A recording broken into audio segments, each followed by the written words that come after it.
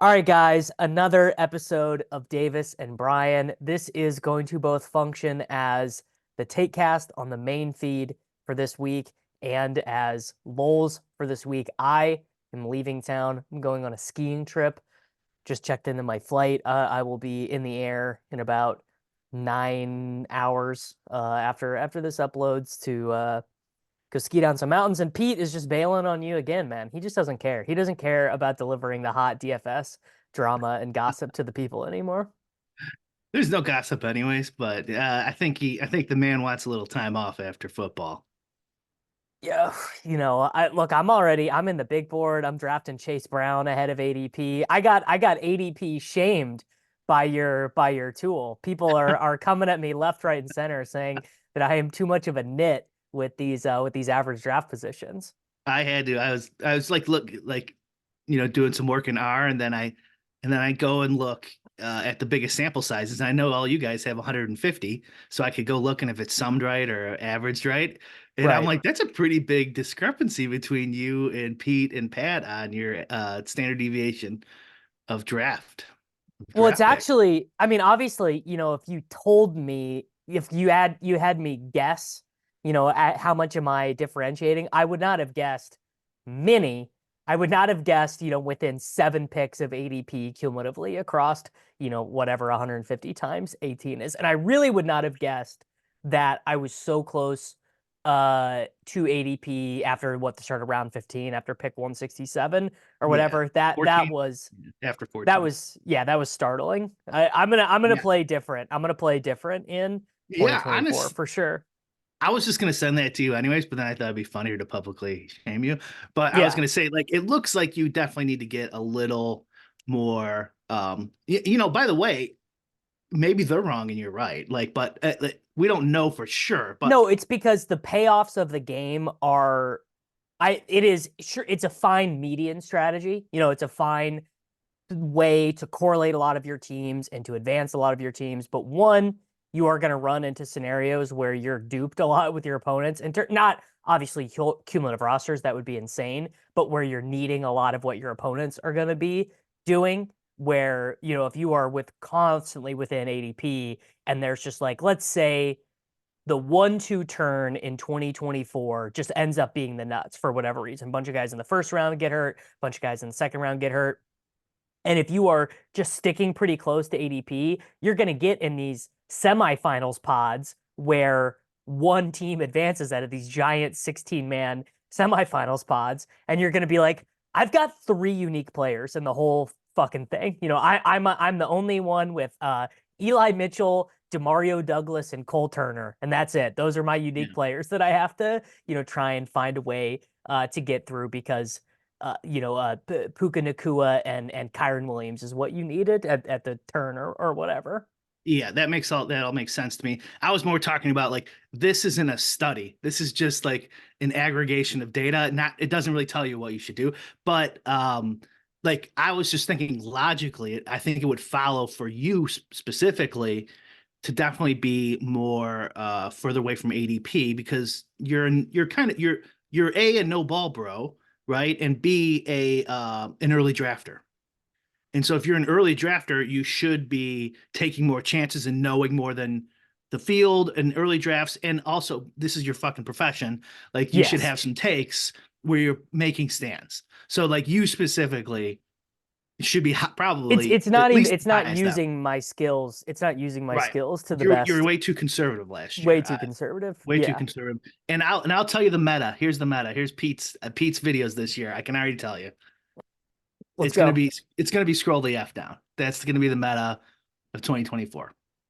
Which is bad. It's bad if you are starting to do it too early, and it's bad if you don't know what you're doing. It's bad if you're scrolling down and like, I'm gonna find the next Kyron Williams. But like the idea that Kyron Williams was this unpredictable, no one could have seen it coming is wrong. Because if you go back and listen to ADP chasing from last year, me and Crane were talking about Kyron Williams. Like we had this take that was like well, I mean, if you really want to get into the weeds, Kyron Williams rookie year, so the game they play against the Bills, this is now over 2 years ago. Before the game, Adam Schefter goes on TV and says, I'm starting Kyron Williams in the 16-team War Room League, which is the big ESPN fantasy football league or whatever that they all take really seriously. Kyron Williams then breaks his ankle on his first ever NFL snap. He's on kickoff coverage, and he goes and breaks his ankle. But McVay always hated Cam Akers. McVay cut Darrell Henderson. Like McVay hated these guys and clearly was always trying to replace them. Yeah.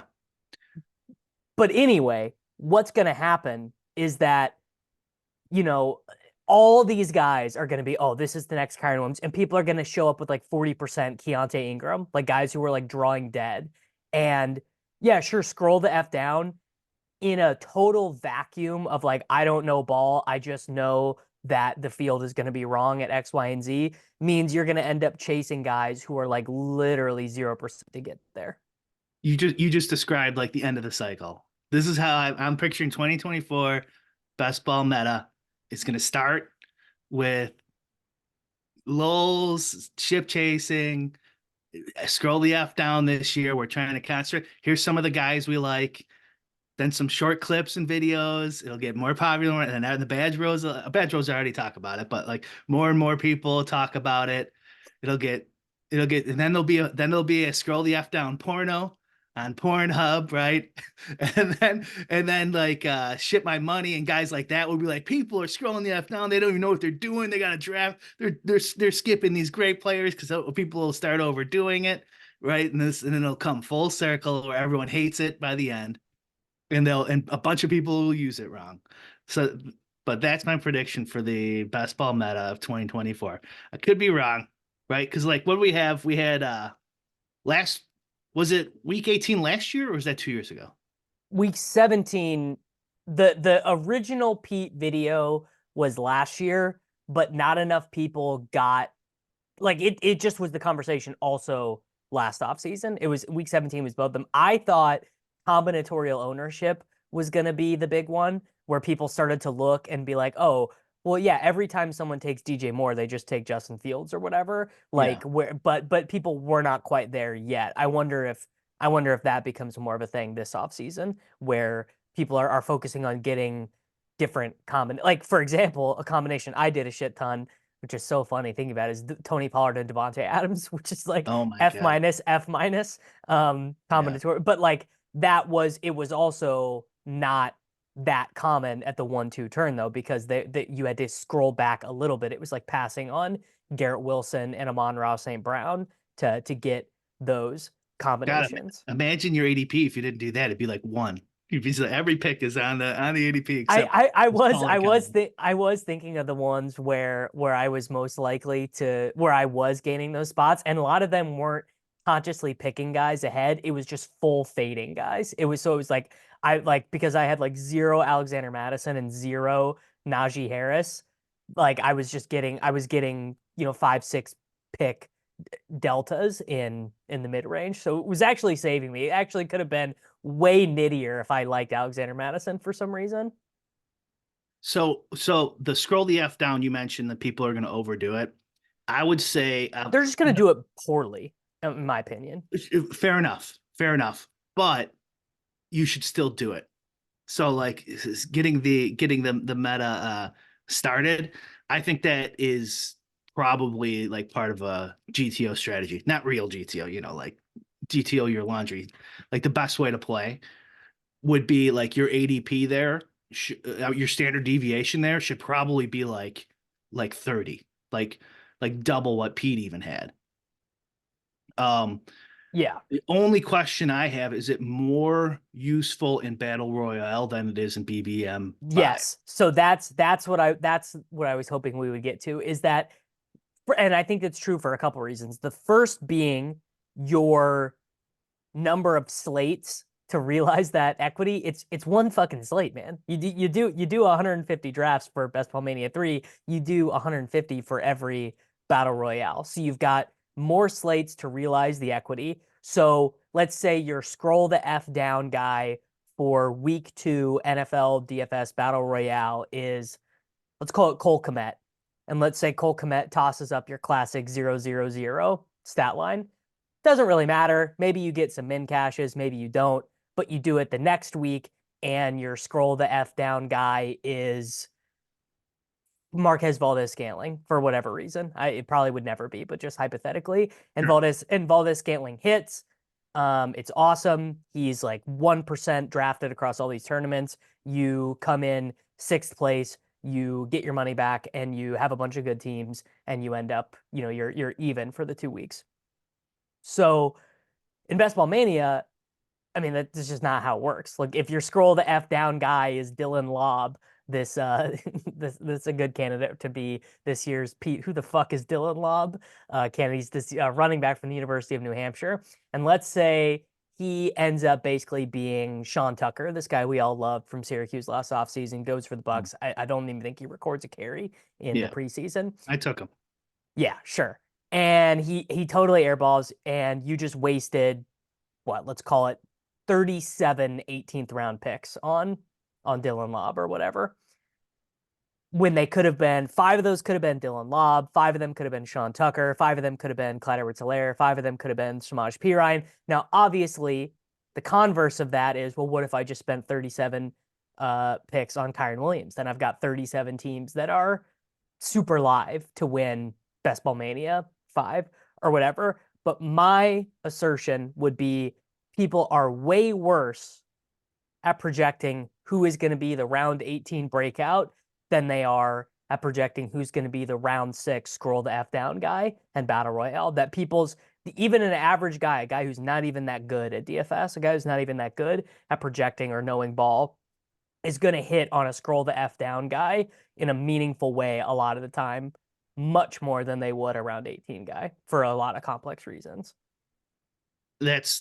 I think that's completely right and an astute observation. Yeah, there's going to be way more realistic options in battle royale. The pool of players is just so much. Like It's just so much bigger. you had this great example last year, which is like Taysom Hill any given week is going to project to be like the tight end 9, but he gets drafted like 3% of the time, but he's Yeah. got a higher ceiling projection than everyone else at tight end.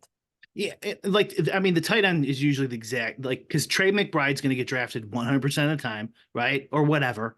Sure. And then I'll just make up Dalton Schultz. Let's make up names here. It's Sure. like literally like 1.7 points less projected than him, drafted at like 18% of the time. It's like, duh. Like, think about it from a DFS perspective. Like, you clearly take Dalton Schultz every single time, and that is way less likely in Battle Royale. But while you were talking, I downloaded the percent drafted CSV and just For went Best Ball Mania 4. for Best Ball Mania 4, top 216, right? Okay. That's a full draft. Yeah. So around that 216 number, you start getting into the 50s percent drafted. Around what number? 216. Sure. Okay. So Mac Jones was the 216th most drafted player in Best Ball Mania 4 at 53% of the drafts. So that's at 216. So guys below him, this is going to prove your point, but also like, I think it's kind of important to like, well, it's going to prove my point, but it doesn't prove my point in a way that makes the scroll the F down argument invaluable, because if you are bald, like this is a great example. Let's say Adam Schefter drafted 150 teams in Best Ball Mania 5. He's going to be, he would probably be the best in the world, right? Just because of the inside information. Maybe not. Maybe one of these athletic beat writers would be better at identifying round 18 guys where they would look at it and they'd be like, wait, it doesn't make any sense for Travion Williams to be a round 18 pick when I go to Bengals camp every single day and he's getting the ball as much as Chase Brown is or whatever. Sure. Sure. Yeah. So continue. Yeah. But well, I was going to say too, I think like, cause Best Ball Mania 4 though, you also, or 5, whatever, you have to look at it like this is a one in a lifetime shot anyways. Yes. So even if you're Sean Tucker or whatever his first name was, you're gonna lose anyway. Like 99.9% of the time, your expectation is negative.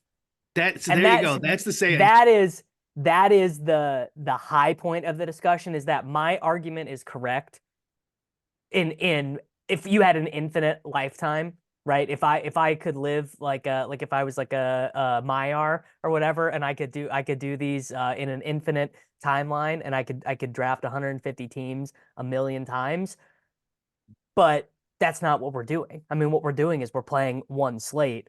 And I would never play one slate in DFS taking 8% of every dude, right? Like that would be, cucking to the highest degree. Like I would make fun of myself for doing that in a 150 set, but that is clearly how I've been approaching things in Best Ball Mania.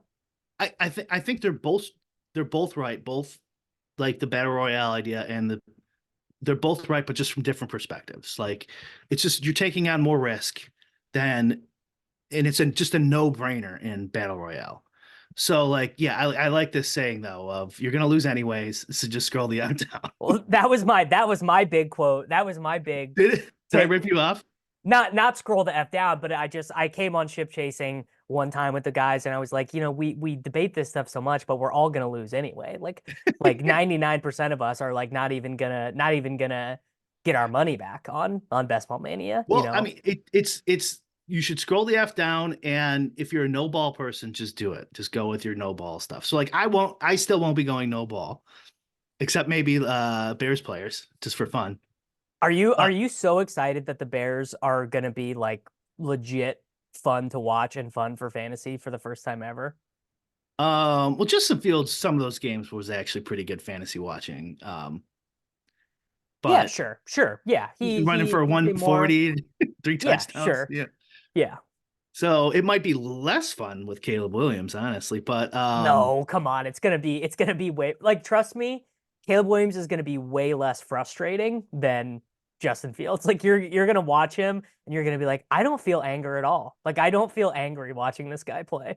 I'm not even gonna watch Bears games. I'm just gonna watch Red Zones. I don't care. I'm joking about being a super Bears fan, but like, I know the only thing about him is Twitter has me going like, I thought this guy was supposed to be a fucking stud, No, but Twitter like, Twitter is wrong. Twitter is Twitter's wrong. so, Okay, so Twitter is so like this is how this could is Twitter be wrong? so it's so goddamn funny. And do you literally know what it is? This actually dovetails nicely with some of the stuff that we talk about on these shows otherwise. It's because this dude cried. It's because this dude cried with his mom and because he like painted his fingernails. Like we're Mhm. doing this because but guess what? We gotta it's all they're all Gen Z kids. You Yeah, think that kids are gonna get you think that these stud quarterback prospects are going to get more masculine and less Gen Z moving forward? Like, no, like we're gonna have kids who are like way further away from what Midwestern boomers think is normal every year that the number one overall pick is going to be like they're gonna test it more and more and more. he's gonna have one of those Elon what the hell is it called? The baby Implants, names. the brain Oh, a implants, Neuralink, a Neuralink. Neuralink. Yeah, I mean, like what I will say is that Caleb Williams, if you just judge him based on what he was doing on the field, he's like slam dunk, no question, number one overall pick. You literally you don't even think about it, right? Jim Santis from Number Fire just published his quarterbacking model last week. Rich Rebar for Sharp Football I was actually just talking to him. He said he's about to publish his quarterback stuff. Like we're like I don't think he's quite Andrew Luck, but he's better than Trevor Lawrence was. Like Trevor Lawrence's best college production was as a true freshman, and he didn't actually get better or improve. and they Williams hyped him. actually, oh, they They hyped really him up hyped him. more than Yeah, they're and he doing with stinks. Caleb. Yeah.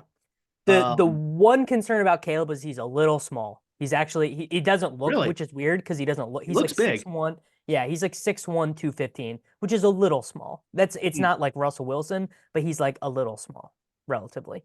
Yeah, yeah, interesting. Yeah, I mean, he's no Bryce Young. It's interesting though, right? Like Kyler Murray, Bryce Young, and now 6'1's not that small, but it's a lot of small number one overall pick QBs. Risky. Yeah, I mean, I think Kyler, if we want to talk about realizing expectation this lifetime, like I think if you do the Kyler Murray thing over again 100 times, this is like a bottom 20th percentile of how his career turns out. Like combination of idiot coach, they keep trading away his wide receivers. He keeps getting injured in these like he tears his ACL like in all these unfortunate ways. I think it could have worked out different for him. Now, Bryce, I don't know if it ever could have worked out different for him. He might have just been destined to stink, but I don't feel that way about Caleb at all. Do you want to compare these scrolly F down guys from last year or no? Yes, yeah. Okay. No, let's do it. Okay, so if you go like 1/6, so like the 14th round, you're basically still at 100% Sure. drafted. That makes Guys are sense. drafted. Yeah. So right around there, 14, 15, this is what strategy I'm going to use next year, Okay. is where you're going to want to scroll the F down. Are So you going to start randomizing, or are you going to look at you're going to look at Pete and I's exposures and where they're overlapping and be like, hell yeah, dude, 37% Marvin Mims, let's fucking go. yeah, I'll just move up Marvin Mims and Yeah. whoever you guys like probably. Yeah. Um, yeah, I'm not going to have any opinions on these like guys because who you really have to pay attention to do it. But like you can still like get a good strategy just by looking at the numbers, right? So 183 Deontay Foreman. I mean, fine pick, right? 95.5% drafted. So like almost every draft, Deontay Foreman is going. Um, there was a period there at the beginning of the year, Deontay Foreman might have got cut. Remember? They just had a lot of injuries. Yeah, I didn't take any. He was a healthy scratch. I did I don't Yeah. I might have taken zero Deontay Foreman. Maybe I got auto drafted him a couple times. I'm just using an example. A guy drafted 100% could have been released, you know. And then if you just slightly scroll down, now we're in the 200 range, you start getting into the 60%. So you're Yeah, looking you at could, like you could take you could take Leonard Fournette, who's only 66% owned. Leonard Fournette, Chase Brown, Desmond Ritter, Tank Dell. These are Yeah. all in the 60% drafted. And like 100% to 60%, that's 40% of the field. That's Now, pretty solid. let me ask the obvious question. In a tournament where these numbers, it doesn't even get halved, right? It gets because you're not worried about ownership for advance rate, right? We're just trying to advance that individual pocket. The only reason you would worry about ownership would be for the week 17, right? Would be for the No, final. no, you ownership matters even during the season. Because like Tank Dell, it's fantastic during the season that no one else has him. Well, no, it's of course it's fantastic, but it's Yeah. not what's doing the work for your team is not that no one else has them. It's just that the points are hitting your lineup, right? Or is that wrong from a mathematical sense? Well, no, yeah, because no one can have him in your pod or whatever it's called. Yes. But yeah, I'm well, I mean, let me think about this. Maybe I'm wrong. If no one has Tank Dell, well, I mean, it definitely helps your season long It helps your advance payout. rate a lot. Well, not just your advance rate, but Oh, the yes, payout yes, it helps your yes. Okay, true. for getting your money back In the um regular season. in the Yeah. regular season. But I want to say it still will help you if no one else has this, because I mean, I guess it can't help in your pod, but then there's just like all these less teams that are going to be in the finals, generally speaking, that will never even be in your pod because you scrolled the F down. But clearly not as beneficial as Battle Royale where you're playing against everybody. And Yeah, so no like I one's think I having him. think the issue with and this will be what 6 months from now Adam Scherer and all the best ball they would think of themselves as the best ball Chads as opposed to me and Pete we would be the best ball virgins is they would say the specific instance of needing a super low owned low drafted player like let's say uh Xavier Hutchinson, who's like right now like the wide receiver 6 for the Houston Texans, but maybe you're like a big Iowa State fan and you think he's awesome, and you draft him 50% of the time and he's 1% owned. So you were like giga levered versus the field on Xavier Hutchinson, and you advance two Xavier Hutchinson teams to the final. You are the only not only are you and these are the only two Xavier Hutchinson teams in the Best Ball Mania 5 final. How much does that even matter? How much does that even impact your EV to the point that does it actually impact this? My thought would be the best ball chads would be saying you are preparing for an event that is so anomalous, that is so outrageous to try and act like you have any control over, that you are actually like if the continuum of game theory optimal was a circle, you'd actually have gone full circle back to playing shitty like sub EV exploitatively, like bad. Right. The meme of the bell curve, you're in the middle on this one. You're literally, yes, the Xavier Hutchinson 50% I think you're drafter. outsmarting everyone. I Yes. I think there's some logic to that, but I still think it's just like it's a big battle royale kind of, right? It's like a whole season battle royale because if you well, hold on, think about it. Like if you have if 100% of the people have Deontay Foreman and you have Tank Dell, right? And It's that's kind of way that's your binary. what I think we're maybe even thinking about it the wrong way. I think the benefit you're getting is maybe not even so much Tank Dell, but it's actually just not having any of the shitty guy The that's shitty 100% guy. drafted. Exactly. Yes. That's what I'm saying. Yes. That's exactly what I'm saying. Like there's no point there uh, uh, because these margins are just like we talked about with Dalton Schultz and McBride, right? It's like there was a point 8% chance that Deontay Foreman was the guy you needed in round 18 or whatever, right? Well, there's a 0.04% chance that Tank Dell was the guy you needed. Like it's so close that if you just look at the percent drafted, like you're clearly not going to need them. Like look at these guys who are 99% drafted. Um, Kendre Miller, That's so Irv funny. Smith Jr., Okay, Jonathan now Mingo, who the fuck is Jonathan Mingo? Okay, now to make the contrary Curtis argument, Samuel, do you have advance rates pulled up in this data set? Zach Charbonneau. No, So I would be curious, for example, a shitty pick, Leonard Fournette. I would be curious to see what his advance rate was because I think part of this argument in our heads right now is, oh yeah, well if you're just avoiding some of these shitty zeros, it's really helping you.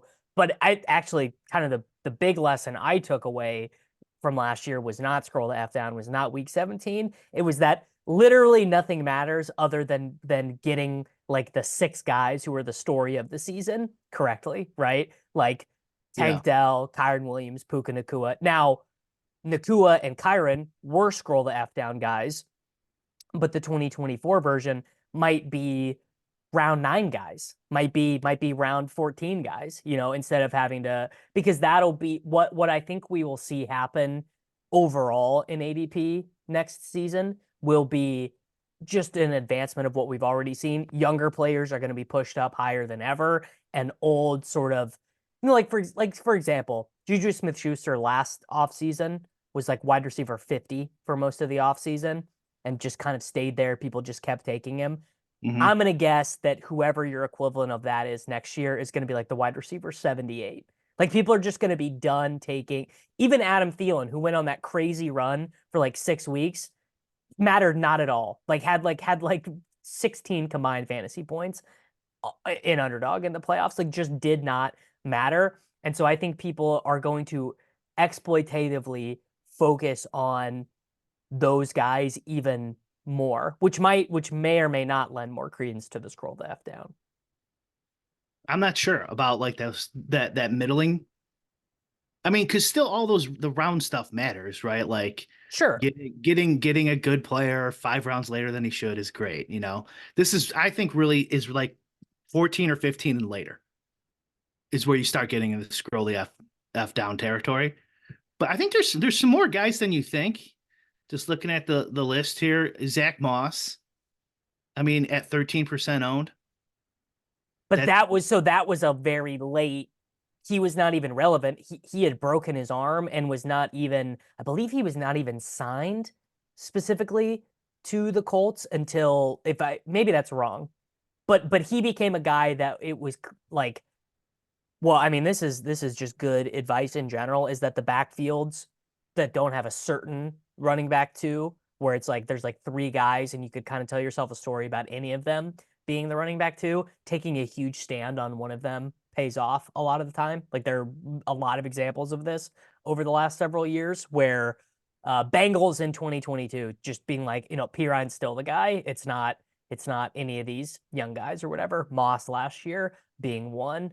Rico Dowdle for the Cowboys behind Pollard this last year would have been a win. That's something the field gets wrong, and that's a scroll to F down. Puka, you could say, Oh, 31%. sure, yeah, Um, but that was because it didn't become clear until week 2 of the preseason that he was that even going to beat out Demarcus Robinson.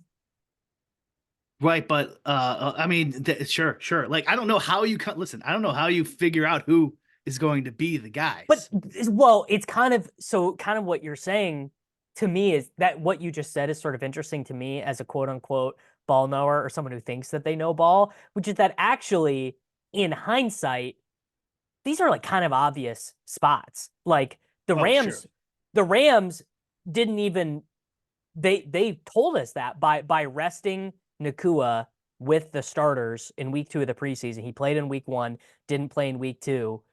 Actually should have been obvious that the Rams had plans to use him, that he was like a starting wide receiver.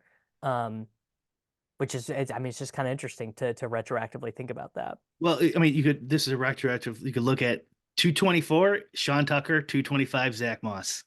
Yeah. So like you just flip that ownership, you probably advance. Whatever. That team that you thought advanced but didn't probably would have advanced if it had Zach Moss. And Zach Moss. There you go. Josh Reynolds at 8%. Um, I mean, they're not barn burners, but like he not the he end of was the a world. win though. He was a How, win. how about Rico Dowdle? He didn't do shit, right? I can't remember. He might have. No, he had a couple weeks where he got to double digit points or whatever. The thing was, cabal members such as myself, we were taking this guy Malik Davis, who we all thought was the running back two for the Cowboys, because Rico Dowdle had been injured in 2022, and Malik Davis, yeah, he had 500 yards and 4 touchdowns, so he was a good round 18 pick, pretty much. Um, it is looking though like there might be a cutoff. This is just a 1 year data set, so who knows? But okay, Malik Davis at 251, 9% own. Um, who was this competition? Rico Dowdle, And he was at 3% own, I think. because Yeah. he was another guy who came apparent later. Okay. So maybe actually this is kind of maybe then what I'm thinking, which is that scrolling the F down becomes more valuable the closer and closer we get to the start of the season, when the information becomes more crystallized and finite. Yeah, I suppose. I mean, this is all moving targets too, right? Like someone's 210 ADP in March could look very different come Yes.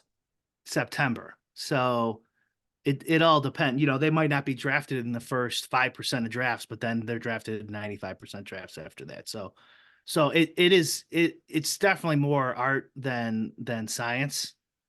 Um I think Battle Royale is more science than art. It's because we have so much more information. Um, Sure. but man, looking at this, it is tough. I mean, knowing ball and then, or for me, copying people who know ball and then just randomizing it seems like the perfect way to do it. Just like, you know, Randomizing it, you're just gonna end up with a lot of fucking zeros. I actually think, thinking about it, even as nitty, I mean, obviously the people can see how nitty I drafted last off season. My inclination is that actually the GTO thing to do, because so many of your picks are going to be bad and be zeros and suck and get hurt anyways, that actually the fake GT, actually not even fake GTO, the right exploitative way to play is to draft a lot of the same guys who are not getting drafted every single time. So even if it is Sean Tucker, I think that's the right thing to do, is to draft a lot of the scroll to F down guys and concentrate it. I'm thinking of it as like a combo of you're trying to get lucky, on the scroll left down guys. Who knows? Maybe it was Sean Tucker, maybe it's Zach Moss. You're just trying to get lucky. But like what you said earlier, what you're really hoping for is Deontay Foreman gets released after week 2 Yeah. instead of everyone getting hurt and then he actually has a fairly good season for where he was drafted. Because like you look at some of these 70% owned guys, um, uh, Devontae Parker, Ty Chandler, Zamir White. I guess he had a couple games. Chase Ty Claypool. Chandler and Zamir White ended up being wins. They ended up being awesome picks because Did they they were do enough? yeah. Yeah. Because Chandler started week 14, 15, 16 and did well. Did And he? I Zamir don't did even too. remember that. Yeah, Um, they both they both kind of Donta Foreman their way. They both kind of backdoored their way into good but games at the right time. like these guys are getting. He got drafted at 74% of the teams. White or Chandler. Chandler. Well, Chandler got hurt in the preseason. So that's kind of it kept him from he would have been 100% owned. Wow. Okay. Chase Clay. Wait, no, they were definitely going to start. What's his name over Chandler? Madison? Yeah. Right. Yeah, but no one believed in Madison. Everyone other than Evan Silva thought Madison sucked. Uh, Chase Claypool, your boy. Gasecki, Leonard Fournette, Hunter Henry had a good year. Uh, your other boy, Clyde Edwards. I wonder what percentage of Clyde Edwards-Helaire teams were drafted by me. A lot of it, Well, probably. what do you think he was drafted? How many teams draft? How many? What Probably percentage? probably 40% of teams. 64. Yeah.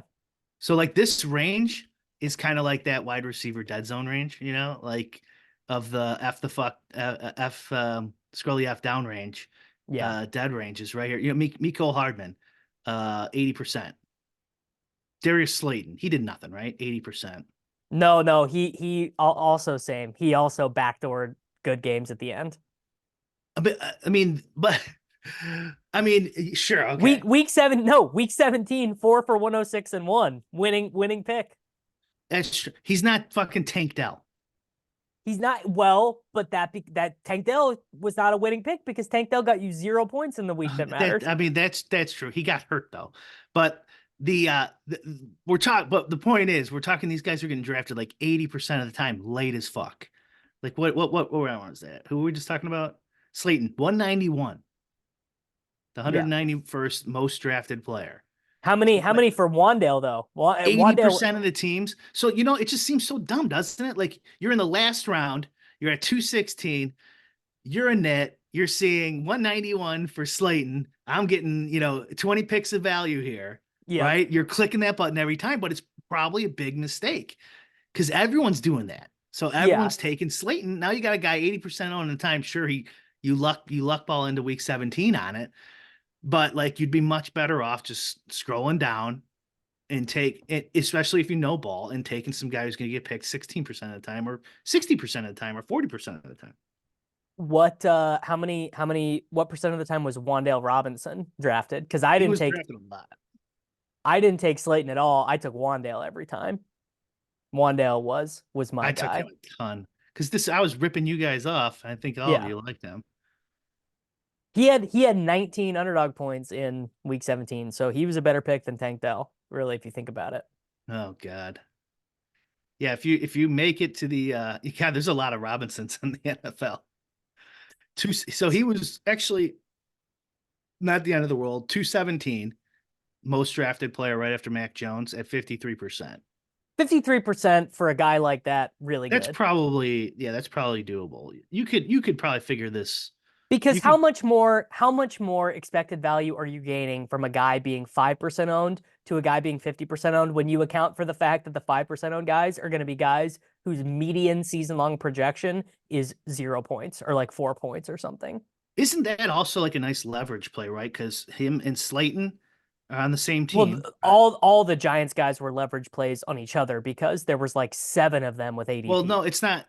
No, that's not how leverage works because Slayton was taken 80% of the time. So you can't get leverage on somebody else by taking the guy who's drafted all the time. You take the guy who's not. You could get leverage on 100% drafted Darren Waller. Okay, fair enough. Yeah, on Darren Waller, but I'm talking about the scroll left down, the lower, the less No, drafted that guys. is how leverage works because the leverage is going to apply in week 17 where let's say That's not how ownership leverage works. yes it is because the ownership is going to change. The ownership that matters to you is going to change in week 17. You no, the leverage works that they're on the same team, so they're correlated. So it's less likely. So if one guy does poor, it's likely that for whatever reasons of injury and opportunity, the other guy's going to do better. Okay, but And what then if that guy's drafted 80% of the time, where the other guy's drafted 50% of the time, you then have leverage on that. So like if you think it's close to a coin flip, you're winning. okay, but then you get to week 17 and the 80% guy turns into the 40% owned guy, but the 100% owned guy turns into the 10% owned guy. You'd rather have the 100 to 10 than the 80 to 40. Right. But I mean, you don't know that when you're scrolling the F down six months in advance. That well, I'm doing the Chad argument. I'm playing devil's advocate with you, showing why decreasing your median projection over the 15 weeks by so much might be bad. But you're less likely, you're more likely to face Slayton, even on teams that where Slayton stinks, because he's drafted so much more frequently. Yeah, sure. So Yes, that's like, yeah, true. I mean, the other way around is like there's no meaning to any of this, which is probably true. It's really just a giant luck I box. mean, But ultimately, yes. Ultimately, yes. Nothing really matters other than drafting Tank Dell, Kyron Williams, Puka Nakua, and CJ Stroud. Like ultimately, right, and that's why I argue for a little more random in your plays, because it's just too hard. And if you get 3%, 5% Puka Nakua in your whatever, in your field as opposed to zero, that's pretty good because you're, randomizing these sharper no ball plays by scrolling now the you F. know the other thing we have not mentioned here is the influence of someone putting their thumb on the scales for all of this, which is that roughly what percentage of the people drafting do you think have the established the run ranks actually as what they're drafting off of? Like not they don't not referencing, not that they listen to establish the show, not that they read whatever, not that they subscribe to fantasy points or legendary upside or whatever, but are actually straight up drafting off of establish the run ranks. Is it free? No, it is not free. Are you sure? Yeah, I thought it might be free. Maybe it might be free for I'm a not while and then sure. they put it behind the paywall. If it was free, I'd say a ton. I know a lot of people who do, so 50%? I That too high? 50 That's too high. 50% would have just been my number, but it's definitely lower than that. Yeah, It's it's probably definitely much lower than that. Yeah. it's extremely lower than that. But if you start adding caveats to that, like what percentage of people who draft 75 or more teams, what percentage of people who you would say are quote unquote sharp drafters, what percentage of teams that finish in the top 10,000, then I think the number starts to get really high. Then I think you start to be like, whatever. So it's kind of like a DFS slate where you have access to the projections that your opponents are using, kind of. Mm. So Well, I mean, don't you think ADP is more predictive of that analogy? Don't you think ADP is kind of like owning what your opponent's going to do more than the ETR rankings? yeah, but ADP will just have examples that are so bad, and that also are ADP is going to have inertia in it that ETR ranks won't. So for example, I don't know, an obviously bad pick last year. And Madison is a good one. Madison is a good Mm. one where like he just Tony was like Pollard. the Tony Pollard. Great. Well, except the news all offseason for Pollard just kept getting higher. Instead of getting lower, Tony Pollard kept getting I think it became if we didn't know Pollard was obviously bad until like week 5, Madison we knew was bad from the jump. It was like they signed Cam Akers off free agency. Like it was bad immediately. And the ADP went slowly, but you can adjust that stuff and rank. Like Dalvin Cook gets cut or whatever, and then Madison jumps way up in the rankings and then jumps down in the rankings. Because another thing is, I haven't said this yet either, and this is the most smug douchebag best ball bro thing to say. We're not drafting exposures, we're drafting teams. So even if you only have 6% or whatever of obviously bad pick X, that means that 15 of your teams or whatever the math, no, 12 of your teams or no, 8.5 of your teams are going to have obviously bad pick X on it, which you can't undo that, right? You could get your exposure lower, but you don't have a redo on the team. Yeah. Yeah. You just had a couple more ideas you're giving me, like the leverage idea. Like last year would have actually worked pretty good. It stinks on the Broncos just because they were so bad.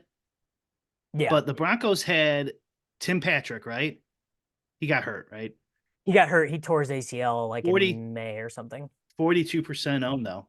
Okay, well, And then he tore his ACL later than that who then. else did we have? Mims, right?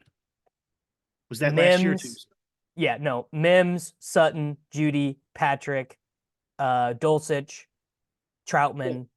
So Mims 100% basically. Sutton obviously is going to be 100%. Who else after Mims, Sutton, and Judy. oh Judy? He's got to be pretty damn close to 100 He'll too, he'll right? be 100%. Yeah. Yeah. Okay. So Patrick at 40%.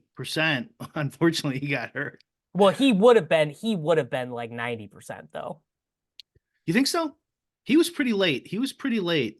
He was in the 200s most of this But because season. he was coming off of an injury. But if he had gotten back on the field and Yeah. been good to go. Well, we're also the point is theory, not like what actually happened. Like a guy who's like projected to get owned at like 40% or something is a good scroll the F down option when his teammates are so highly owned.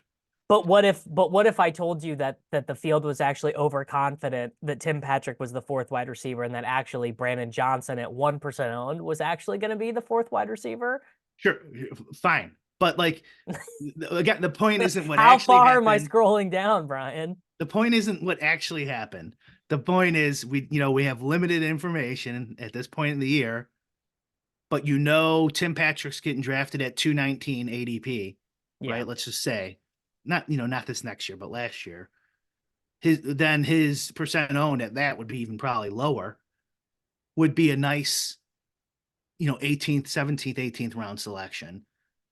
Just that kind of strategy where even if you don't like no ball, where you're picking Kyron Williams, 60% of the time or whatever over the field, where I mean, if as long as you know the rosters and you just scroll down and tick the next guy who's got a shot at playing, obviously all within reason, just like week 17 and week whatever, week 16, all the stuff within reason. You don't want to get too crazy. But what's another team? Isn't There's isn't another that team. isn't this the problem with what we're doing, which is that there are answers that exist for all of this post fact, right? That we can get the answers to all of this, but that none of it. We are doing astrology right now. We are guessing off of past data. We are extrapolating off of past data what might be game theory optimal in a new data set, and we're not even sure how similar the data sets are. I think we're trying to predict the weather with past data sets. So we're still doing it scientifically with So we're like trying to we're logic. trying to be we're trying to be directionally accurate. Well, I mean, this is what prediction is you use past data sets. Well, no, Or, very very different than DFS, where the data science is pretty good. The sims are well, pretty good. well, some of this stuff is just like leverage is just it's just a matter of fact because it's a matter of opportunity. Where if one But guy I don't goes I down don't from the think same we team, then this other guy very likely has a chance to get more opportunities. no, I don't think we can say that we know the leverage stuff for a fact because are we referring to regular season leverage, week 15, week 16, week 17 leverage? Like those are No, different things. but you also don't know for sure it's going to rain for 6 straight hours, right? But like it probably will rain somewhere around that amount. Maybe it might not even rain at all. But based on this other data, here's what we're going to project. Yeah, you can say that. You could say it's very likely, or it's somewhat likely, or it's even less. It's only a 5% chance. But like you can make those determinations just based on the roster of the team at the time and then say if this guy goes down, then there's a chance this guy's going to get reps. Um, handcuff RBs, obviously, right? It's the same thing. Um, and also, we have pretty good data on what percentage own they're going to be at this point. I think we have enough Yes. Yeah. where you could look at the ADP and then guess what percentage that is. And so you could go, like whatever, and obviously these names don't matter anymore, but you can go, Tajee Spears, he's going to be 100% on. But somebody who's at 239 is probably going to be like 20% on or less. And so who's Tajee Spears backup next year? Julius Chestnut, maybe. He's made that name up. No, that's a real person. He's on the Tennessee Titans. True story. Does he part-time eat hot dogs? Is he a hot dog eater in the part-time? I hope so. Um, yeah, so like whatever. Like I don't think for me it doesn't sound like that guy's ever gonna see it down, but what do I know? Um, you get him, that's leverage at a lower ownership because his ADP is low. Like these are all scientific thought processes, right? It doesn't mean just because you can't 100% predict the future doesn't mean you can't like do it in a scientific or like a more scientific fashion. But isn't it worse to let if it turns out that our science is bunk, isn't it worse to be guided by bunk science than no science at all? I don't know. What if our But assumptions are wrong? I And mean, I'm not I saying don't they think it. are. I don't think it would be worse. No, I don't think it would be worse or better. Because you just would be wrong either way. But like, I don't think you're. I don't think you're going to be that wrong going on past data that we now have enough of and saying a guy whose ADP is what did I just say 237 is going to be owned about 20% of the time. Or whatever it ends up being. This is just one data set. I mean, you're going to be close. It's going to be close to that. It's not going to be 100%. So we It's ultimately not going to be landed zero because we know he's been drafted. so we ultimately land on after round 14, you just need to start scrolling the F down and basically not caring about ADP. Yeah, after round 14, scroll the F down, and then I would use some. I mean, this is what I just told you exactly what I'm probably going to do next year.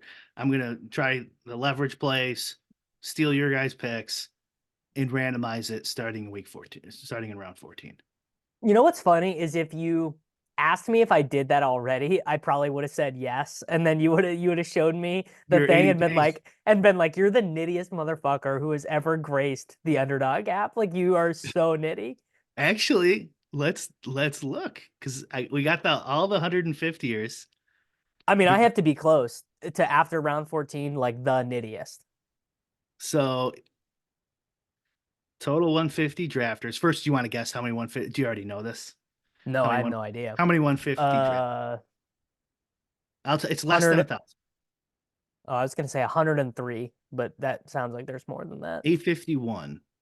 That's a lot. That is yeah, that is You're gonna legitimately need that surprising to though. me. You're gonna need that in that huge. Okay, and then, wow, no, you're not the nittiest of the 150 bros. You need to tweet this out. You need to tweet out that I'm not the nittiest 150 maxer. I guess we should try to figure out exactly what you are. I should probably it's easier to copy this and then just. I definitely am top 10% though. No, Oh no yeah, chance. probably top Yeah. 10%. Yeah. Yeah. Okay. Not a medal that I am hope that I am aspiring to. Not one that I want. Now, I am drafting in the big board right now for the first time ever. I've never drafted in these pre-draft NFL best ball ones before, and I am consciously unknitting it up. I am playing a more loose and aggressive style. I am just getting my guys in this stuff because it doesn't matter. Like, what's the point of being cost conscientious in fucking February? There's no point.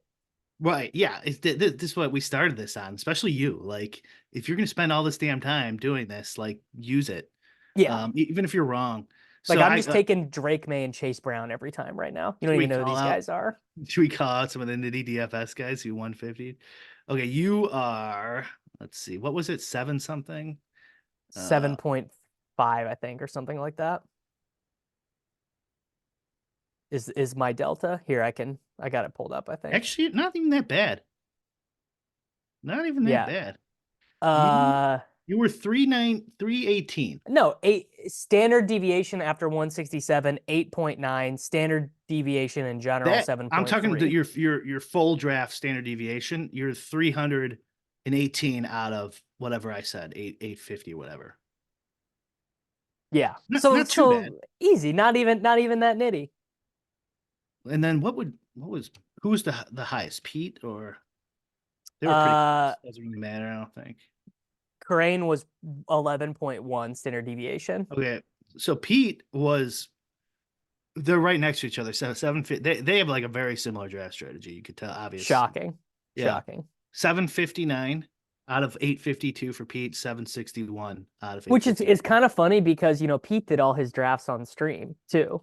So kind of fun. Uh, And you know what? I actually am gonna reverse. I'm gonna call Peter out specifically. The reason why his shit looks so like he took so many shots and he was so different is because he was in all these piss boy rooms where he had to get different, where the ADP in his rooms was just different in general. So I uh, call bullshit actually on Peter being considered as less of a nit than me, that honestly. sounds like cope to me, but um Yeah. how about Chris Spags at 804?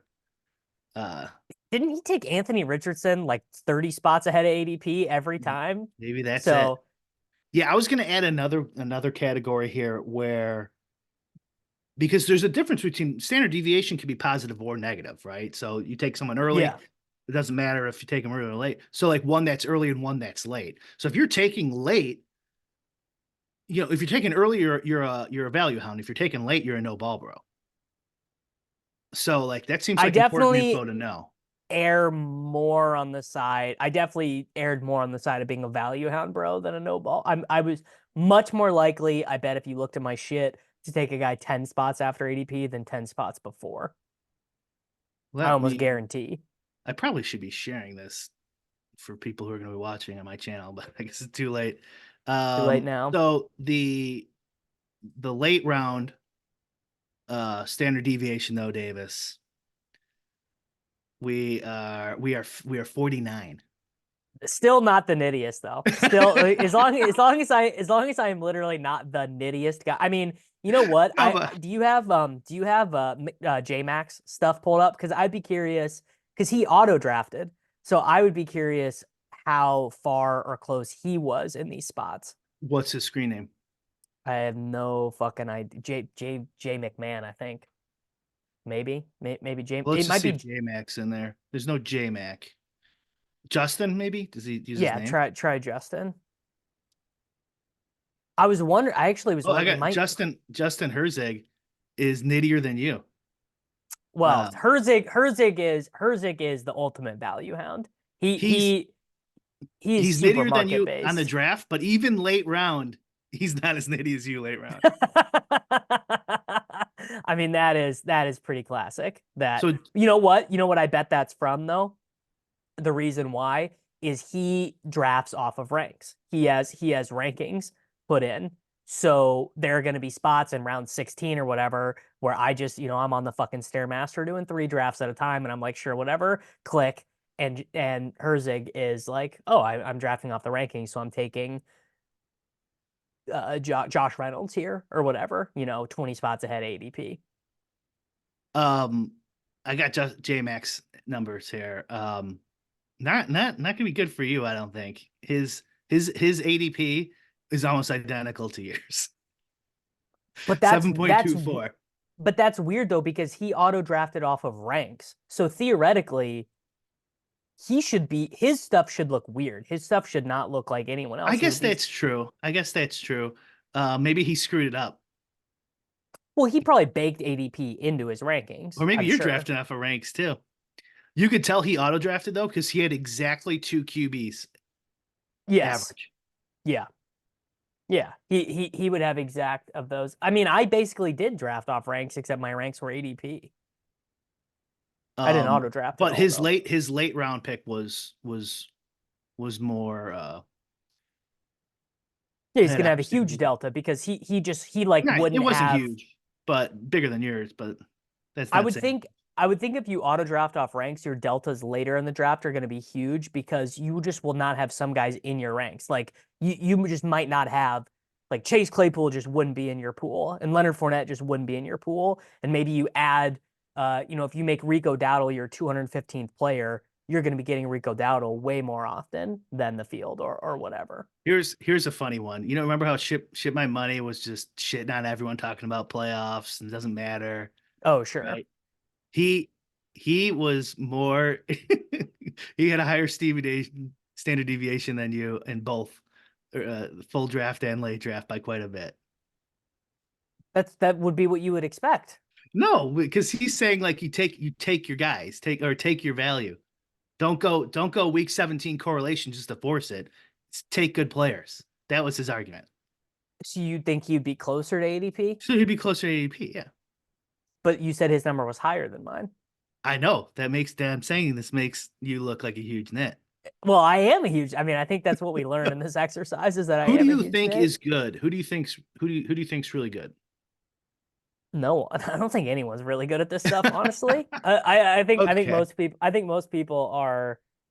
most people are largely guessing, and I think that a lot of people who might be good at the game theory side don't know shit about football, and a lot of the people who do know football are not good at the game theory stuff. So I don't really consider anyone like if I don't know, let's say we lived in a futuristic world where we could sim through an NFL season in a day and we could do these slates 365 days a year or whatever. I don't know if there's anyone that exists right now that if we transported ourselves into that world who'd be good enough to like play it professionally or whatever. Fair enough. Sacrilegious nine. He's He's in really the good. Discord, right? Yeah, he's very good. He's at really high, 17, almost 17 standard deviation for the full draft, almost 32 for the late round. So you could tell he's in the Badge Bro Discord. Um, your guy, The Badge Bros are probably so tilted. They're like other people are learning to scroll the F down. Like this is yeah, awful. This is not what we want. right. Like I honestly, I wouldn't even said anything in the beginning of this draft, but I'm telling you, that's going to be the meta this year. So I might as well just call it now. So when So it happens, I'm Pete's so right. Pete's best ball video that gets the most clicks this year. What's it going to be called? Let's Scroll the F predictive. down. No, it's gonna he you. I don't think you can have a swear word in the YouTube title for the algorithm, Ugh, or even a swear substitute. I think you need a better hook than that. you're gonna lose anyways. So scroll the F down. I You're don't gonna know. you're gonna lose.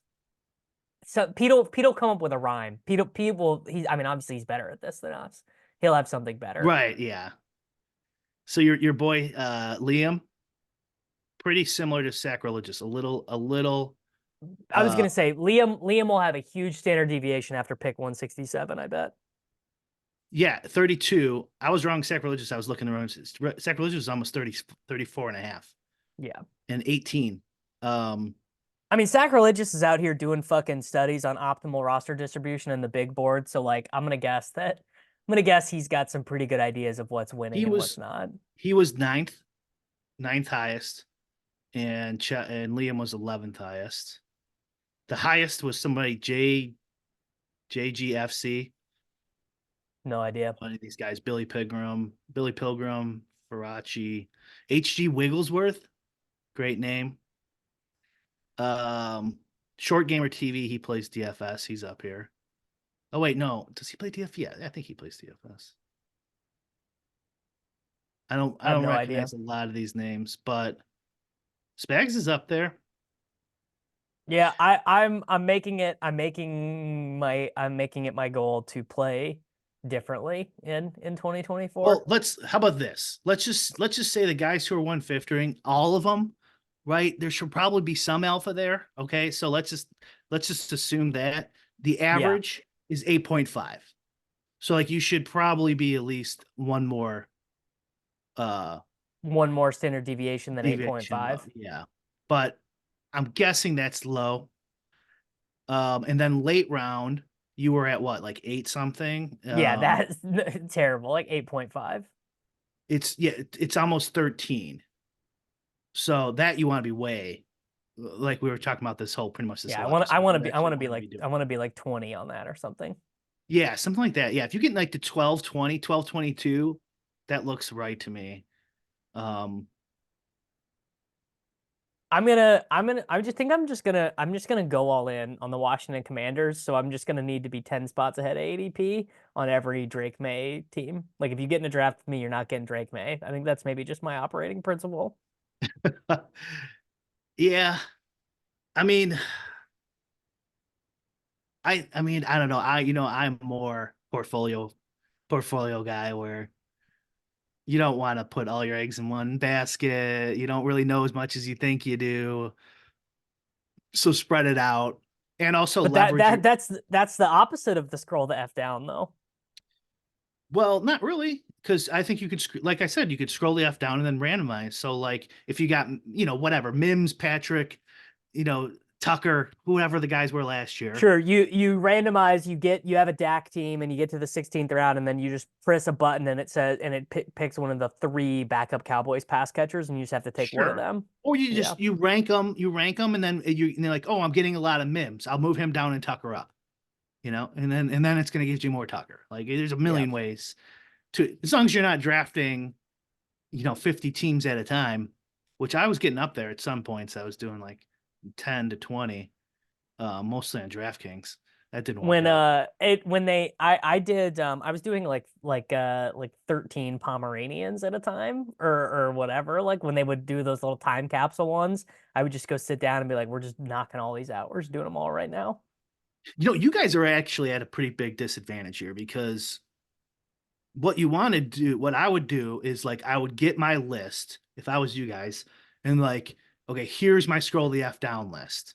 And like, Yeah. how am I gonna work this in there? But you guys do shows every day.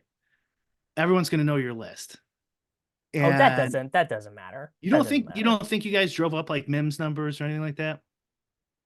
Maybe like do you know how many fucking drafts there like I mean do the math on how many 12 I man guess that's drafts there would have to be. There are so many. Like you would have to be like you'd have to do it so margin. Like 10,000 people listen to a podcast you do. How many of those people are drafting concurrently? Like no, come on.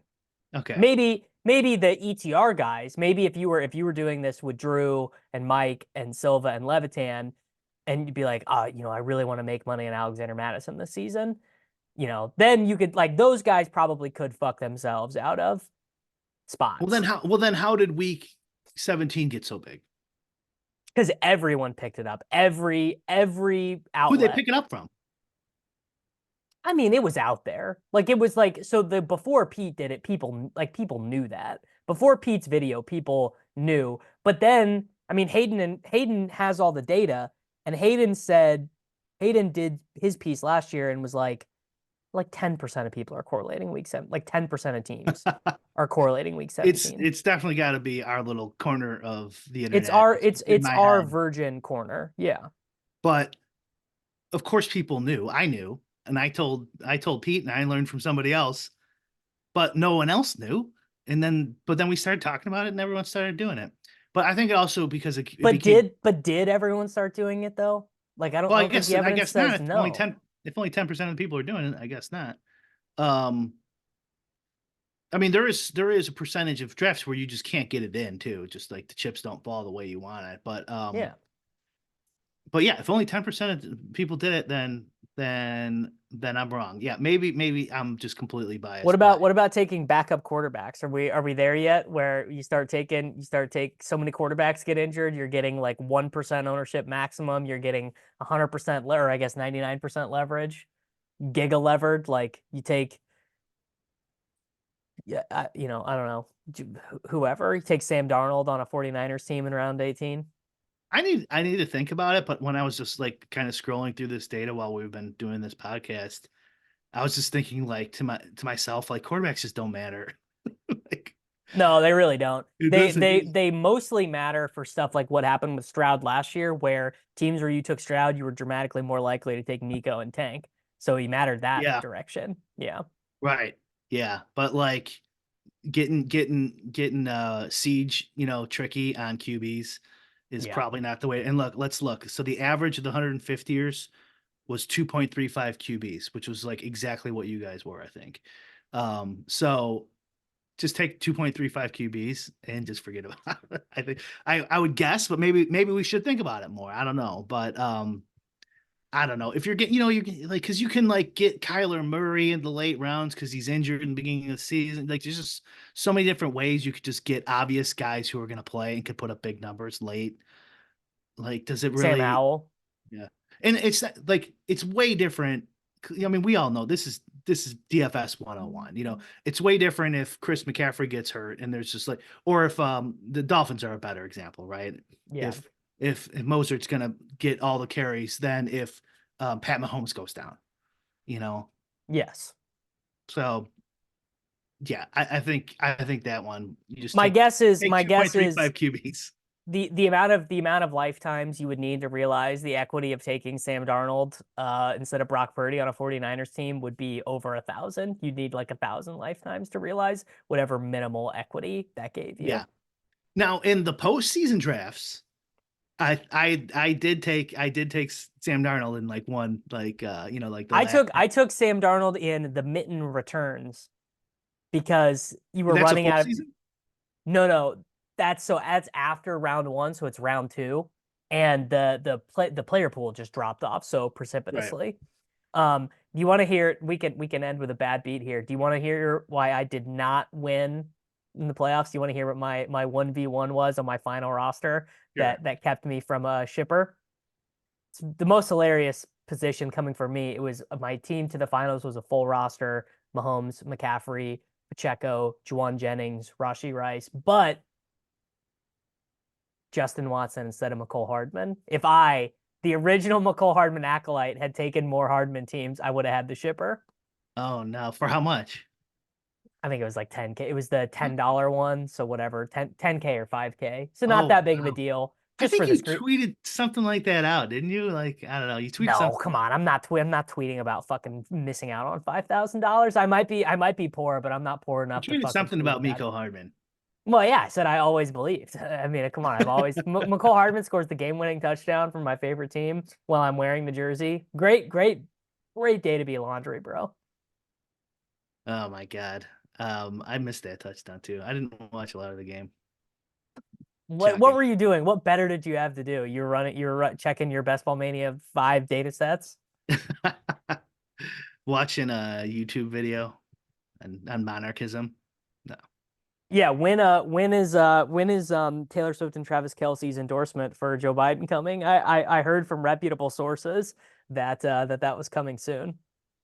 Um, I mean, maybe they have to wait to decide if they're gonna run Biden, if they're not gonna pull the plug and run. I think they're gonna run. I think Kamala is the next option, by the way. I know the betting markets like Michelle Obama and Gavin Newsom, but I don't think they get past Kamala. I No, think they come just on. No one even cares. No one's even tuned in that much. They're just gonna run Biden.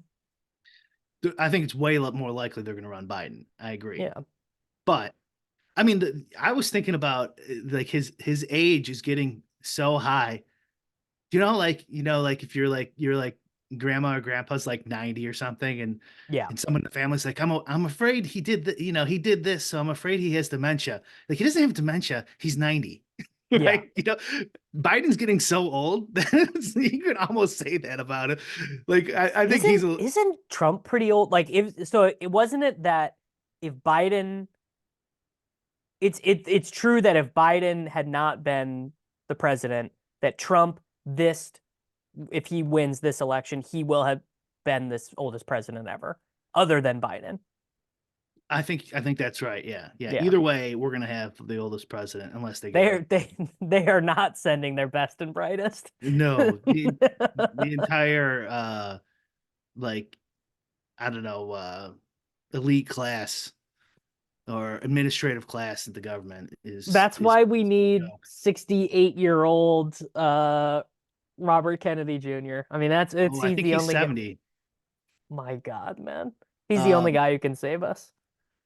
I think he's 70. But I mean, yeah, I see this that Trump is losing it too, but like clearly he's not as bad. I mean, I don't care about Trump or Biden, but like clearly he's not as senile as Biden. I'm just thinking like because Biden, I think he'll be 86 if he wins again and finishes out the term. That's so fucking old. So, at that point, at 86, you could go, he's not senile, he's 86. Yeah. Like, what do you expect? I like honestly good on him for even being able to like be wheeled out and do this shit at all. I guarantee you I would not be able to do that at 86. No Yeah.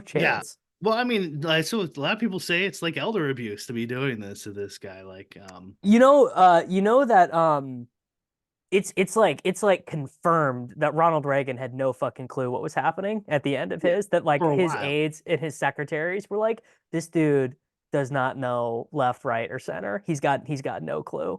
And FDR too, right? From the Yeah. polio. He's just at People didn't know he his was in a wheelchair. Yeah. yeah, his last term, it was all done by his underlings. Yeah. I think he knew he was going to die like a year and a half in advance. Yeah. Um, yeah, which is like kind of Which the is to theory. say that there's plenty of historical precedents for underlings and for the party to run the Well, executive branch. underhanded secret lying is not really precedence. Like That's democracy. precedence you think of like Underhanded secret lying is that's what I call democracy, Brian. And if you don't like it, you can get out. I mean, yeah, democracy. That's Oh, what there is one political thing I wanted to touch on before we get out of here. mhm. What is it with conservative minded people in the United States drooling over what life must be like in China or Russia? These conservative Instagram and Twitter accounts being like, "Oh my God, look at this grocery store in Russia. Isn't this perfect? Look at this train station in, the whatever province in China. Like, why can't it be like this in America? What's that about? What I don't get it." Well, China and Russia are like the neocon and left establishment bugaboos right now, right? Like this is they're the bad guys, China and Russia. I mean, Russia I is the bad guy. China, I don't have a real opinion on. Right? I mean, the Russian government is bad. I'm not saying that I'm not trying to make any judgments. I'm just saying, the establishment, which I think the neocons are part of, Yeah. their their nemesis is China and Russia. I think that's quite clear in their rhetoric, and Iran. Basically, those three. And I think a lot of everyday people, like everyday liberals and everyday conservatives, just do whatever the fuck their tribe does, and Yeah. they don't really think about it much. And so, like, my prediction is if Trump gets elected or whoever on the right eventually gets elected, and they want to go to a war with Iran or whoever, it'll flip once again, and all these like But Trump, non-intervention Trump, just Trump doesn't. Trump wants to do whatever Russia wants to do. He doesn't want to go to war. the point isn't about Trump. My point is I just like most people will just go with the wind of their tribe. Yeah. So like right now they're like anti-war, for some, and remember in the 2000s the right was a huge war party. I hope I'm wrong, honestly. I hope both sides eventually become anti-war. I'm just not optimistic. I think a lot of them will. As soon as their guys are in power, they'll start defending it. So the point you're asking me about the subways and the grocery stores. It's because their guys aren't in power. So you're just opposed to whatever the other side is. There's like not a ton of um logic to it other than that, in my opinion. Now, some people might have a little more logic to it where they're like, why is like my shit double and triple prices in the last 3 years? You know, what's going on in other countries? Because the government keeps printing all the goddamn money. I mean, it's pretty Exactly. obvious. That's exactly what What Trump. what did you watch the Tucker Carlson interview with Putin? Yeah. Here's the thing.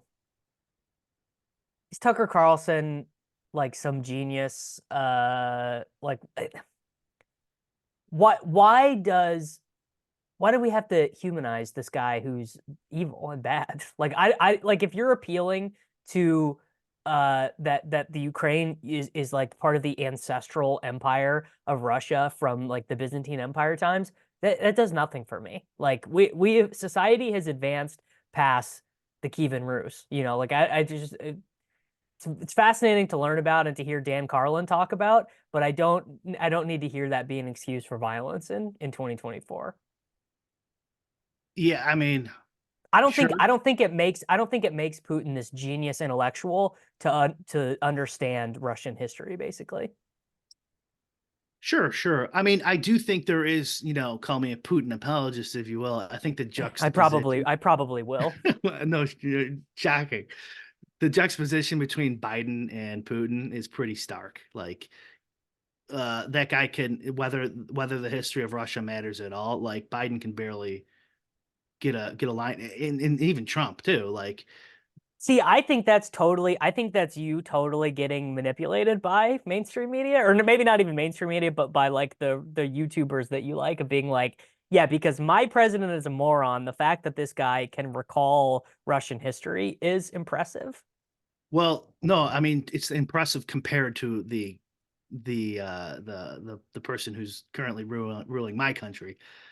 I don't. I'm not saying Putin is a genius at all, and that he's a good guy or anything like that. Clearly, he's not. I mean, But I think he's like reasonably smart or whatever, but I don't feel it's like the same way that like I don't know, Mussolini was kind of reasonably smart, but I don't feel the need to be like, Mussolini really kept those trains on time. What a genius planner he was, you know. yeah, that quote is also like It's misunderstood. not even true. Yeah. Um, but do you think that like it's like I think a lot of it was just people hate Tucker.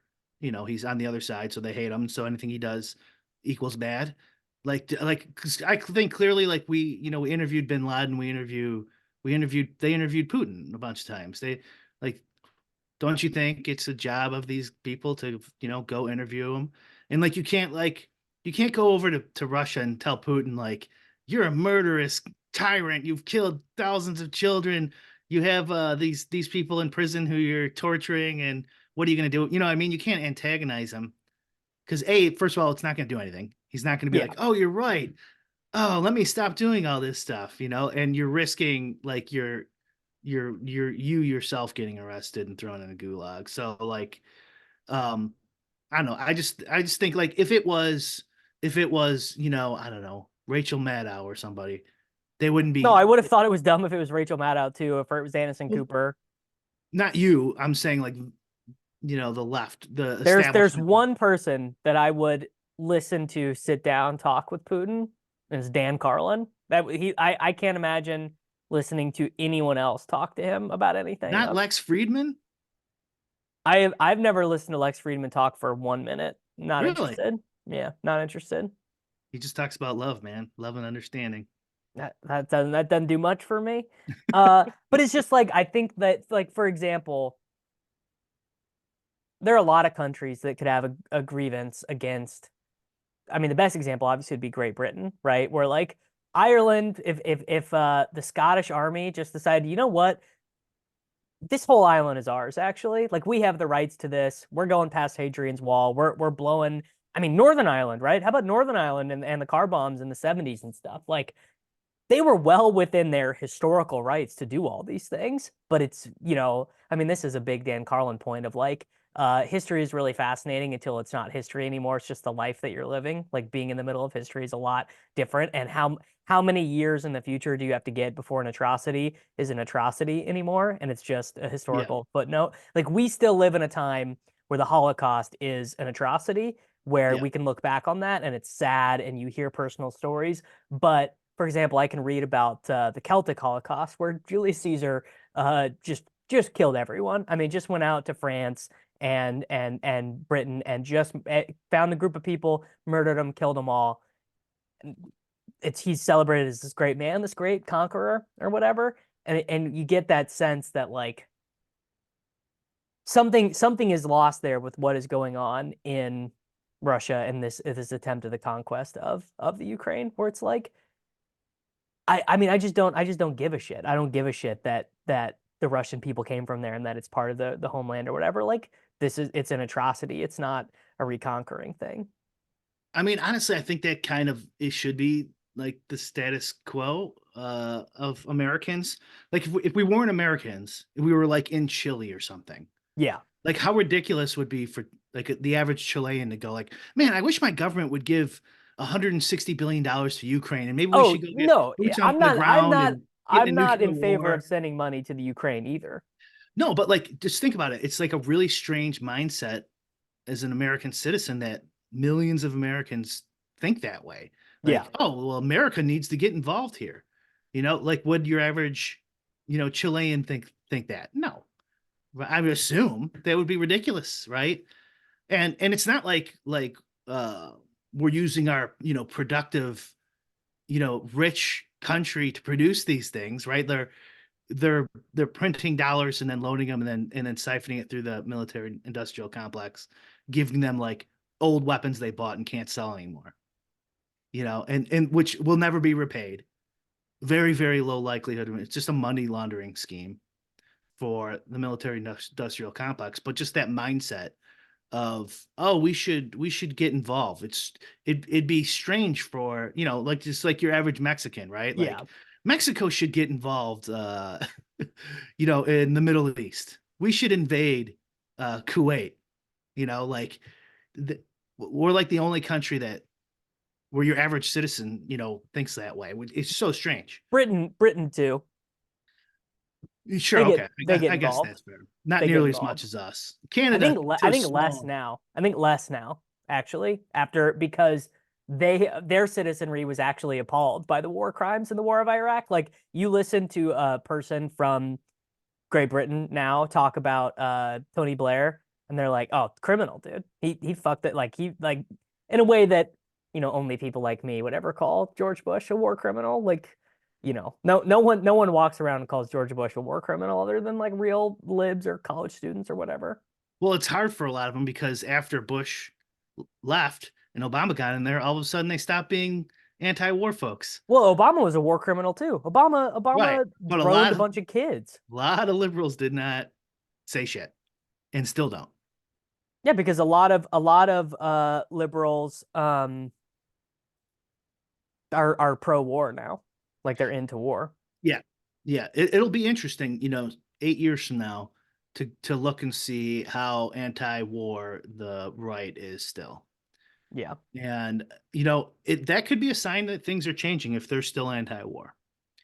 Um, which would be a good thing, obviously, for both the stuff we believe in. But like I think the argument's pretty simple of with in regards to America is like their argument is like Putin will take over Poland and will be a greater threat to America if we don't stop him now. And then the other side's argument is, well, one, we're in debt. We don't have it really has like little to no effect on us. And this money can be spent here. We have so many like pressing real problems. We're not an empire anymore. We're like in a decline. I think that's basically the crux of the argument. I think that, and also that you can escalate to World War III. And I think the left, Isn't World War III it's impossible, right? I mean, World War III can't happen because of the existence of nuclear weapons. yeah, that it would be just like devastation. Yeah. Yeah, because like if they started on the ground and then one side starts losing, they're gonna just launch a nuke. Yeah. So we will not the only wars of the world moving forward will be economic wars, really. You can't you just can't or countries that do not have nuclear weapons, big countries against smaller countries without nuclear weapons. Maybe satellites, space, bio weapons, maybe. But if you do that, I mean, if you lose anthrax here or whatever, It could come boom, back and gone. haunt you. Yeah. Yeah. Yeah, like EMPs, all that type of shit. Yeah, who knows? But like why even tempt fate? And their argument is because, you're going to have to send your kids to the front lines of Germany once he takes over Poland and Lithuania. But like my argument, I've said this, I don't know how many times on the podcast we do. All you have to do, I think, is look at Afghanistan and, $2.3 trillion later, 20 years, and we couldn't even exit in an orderly fashion. These people have no clue what they're doing. They can't even leave a third world country in an orderly fashion after 20 years, 2.3 million, hundreds of thousands of lives lost, thousands of American soldiers' lives. They couldn't and we're the wealthiest country in the nation. Do you think Russia and their economy is going to be able to hold and keep Poland and Lithuania and all the old former Soviet states? And even if they could, Yeah. we couldn't even exit in an orderly fashion out of Afghanistan. You think we're going to stop them? No. Yeah, there's no way. Under the current regime. I'm not saying America doesn't have the capacity. Like, obviously, if we started the whole World War II, we're all united and like, and you put competent people in charge, sure, yeah, we could get things done. But under the current regime, or even if Trump gets in there, you think they're going to stop? It's almost as funny as like crypto regulation. Yes. Like before she died, like I always, joke like Diane Feinstein's just like on her computer, just going through the code, and she's like she's online 15,000, and she's like, Mitch, get in here. Neural nets. Is line 1576 off? Like, it just seems off to me. I think this could be a threat to the American people, of which we care so much about, right? They're not they don't know shit about code. They don't know shit about crypto. Their staff doesn't know shit about it. It has nothing to do with any of this stuff. And and so like they're just warmonger neocons. And this is what's beautiful about Twitter and social media too, because if you follow the right people, you see like they fall apart with just the smallest bit of questioning. They're just empty vessel morons, completely corrupt. And you shouldn't fall for their propaganda. So yeah, like the China, we started this with China and Russia. All that shit to me is propaganda. And then people go kind of their tribal sides and just okay, what am I supposed to think on this topic? I But support the current thing. they're getting more sophisticated. I think your average Joe's getting more sophisticated, but I don't think it matters that much because democracy is a myth, and and there's nothing you could really do about it. Like, you just kind of hope that the elites who take over share your preferences or leave I you mean, that's alone. that's every that's every system, right? Every political system that exists is just hope that the elites in charge are on your side and not on the other side, right? There was I wanted to talk about this. I know we're going long here, but there was this. Did you see this viral clip of this? There's this girl who's on that whatever podcast, and she's kind of like the Destiny of, she's like a girl Destiny. She's that whatever podcast, right? It's No. Oh, I'm sure you've seen the memes. Anyways, she's pretty sharp, but like she's like an OnlyFans girl, but she like argues for feminism and women's rights or anything. Anyways, but then I saw this guy who argued with her, and his point was that women don't have any rights, and the reason they don't have any rights is because benevolent men gift them rights, because men could just take over the country. Men can have a revolution. Men are the ones who do violence, and there's nothing they could do about it if they wanted to. So Maybe like that would any have been rights, that would have been any true before firearms, but it's not true anymore. well, I would say even with firearms, I think I think it's still true even with firearms. No, well, one, men could not do a revolution in this country because the government would send out tanks and cannons, and they would be gunned down immediately. Right, but I don't think his point it matters. Like at some point you got your rights through benevolent men. You couldn't get them through yourself because rights are enforced, right? Rights, somebody eventually has to have a gun and say, no, you can't do that. Or muscles, or a sword or something. But I think his point is strong, and she couldn't defend it. But I do think he's wrong. Um, because for the same reason people are wrong about democracy, where it's an organized minority always beats a disorganized majority, right? They're there forever.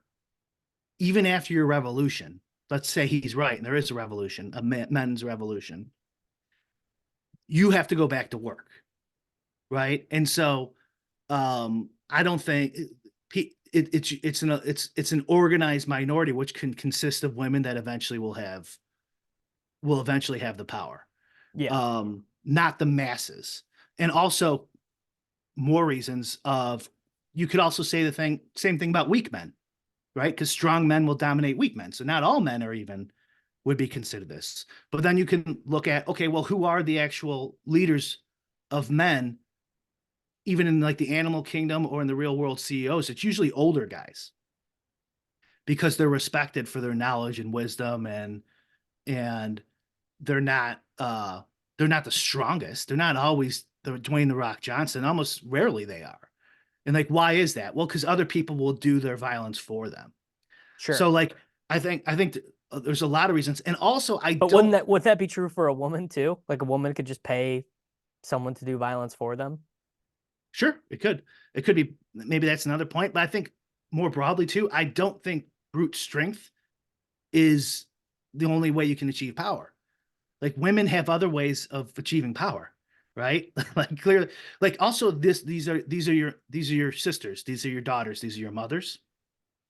So like, um, I think it's an interesting thought experiment though, of that he laid out, but I don't think it fully holds water. And it's probably too much to get into for a whole podcast, but I just wanted to. I just saw this before we came on. And I don't think that it holds any water because it would just maintain that biological strength is all that matters. And also it would mean that just because something happened historically that it held true forever. And like obviously that's not the way things work, you know. right, I'm not sure it even held true historically, the way he describes it, but No, there are in fact there are many examples of history where women or men talked their way into power more or less. I think but he's using it like in a analogy more so than an actual political, an actual reference point through history.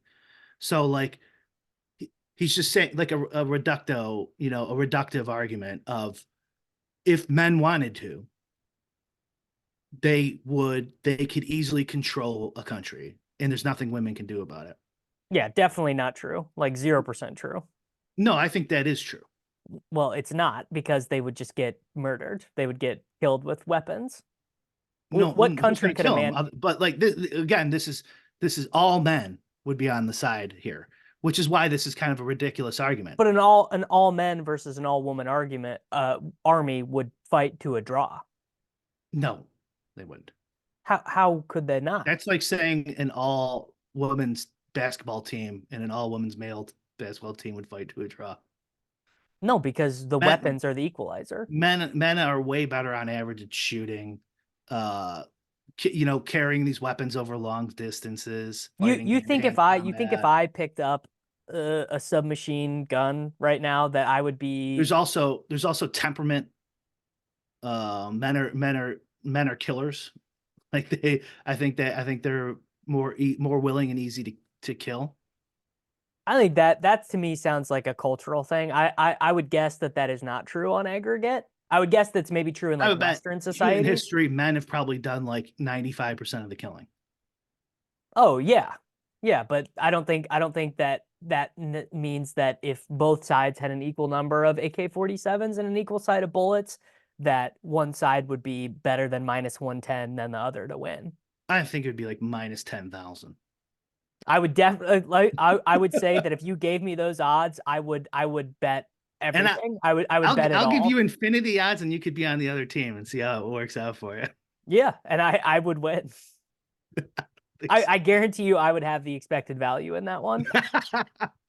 as as you're as you're lined up getting blindfolded, you're like, see, it was harder than you thought, wasn't it? Okay, you're right. How hard can it be? How hard can it be to press a button on an automatic weapon? It's got to be pretty easy. Um, no, well, I think becoming a skilled marksman is a little I mean, harder. what about like you just have like cannons or not cannons, you got like anti-aircraft stuff. I mean, it's basically just like you have nukes, right? We could just nuke each other. Yeah, well, I honestly, I think in his analogy, I'm Or not we sure if hydrogen bombs, which are smaller, right? But yeah, you could. I guess if you're gonna bring nukes into it, I guess that does make it an evil That, thing. I mean, that is literally that is yeah. Like, and I guarantee you, in the world, I would lay But all so the you're Bitcoin I have saying on this. so you're There is a saying woman who has access to nukes somewhere. so well let's take the real life example. So if Ukraine had all female soldiers and Russia had all male soldiers, which they probably almost all do, Yeah. you're saying they're fighting to a draw. Well, no, because their resources are not equal. Ukraine has Let's say horrible the resources are resources. equal. Yeah, I assume so. Okay. Well, we'll have to disagree there. Aren't there lots doesn't the United States have a lot of female troops? The Isn't United that States doesn't true? have a lot of troops in general. Yeah. They're like the lowest point they've been in compared to population, I think, ever. Well, who the I fuck would think they have who something who the like fuck would want to join the military right now? It seems like a exactly. And well, I mean, they also insulted their base of, hillbilly white boys for the past 10 years. Why would they want to join anymore? why did the white hillbillies get insulted? There's numerous reasons, but like culturally, you could think maybe what they think about Trump. Um, their advertising was they've like started doing like my parents, I had two mom parent commercials. Oh, the army went woke. The army went woke. Yeah, So now yeah, they're going they're broke. right. But they changed, by the way. Some of their most recent, if you pay attention to this stuff, it's actually pretty interesting. Like their most recent one is like skydiving, very masculine, 95% white dudes. I gotta be honest. I never for 1 second in my life have considered being in the army or being a police officer. So it doesn't.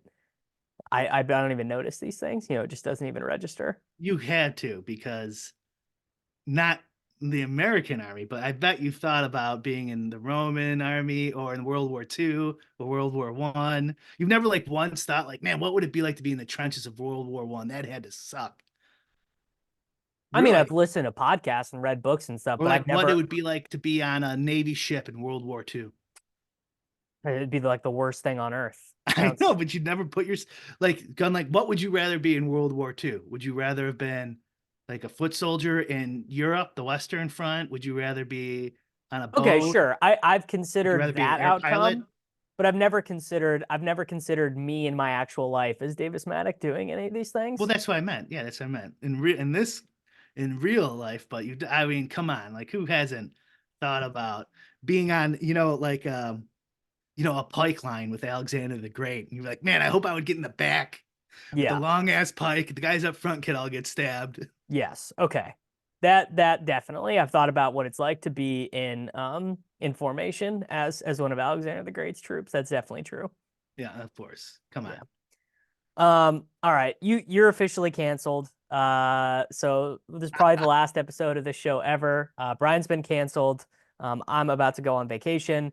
Brian is about to really perfect his methodology on how to get the perfect 17th round pick in Best Ball Mania 5, and we will be back soon.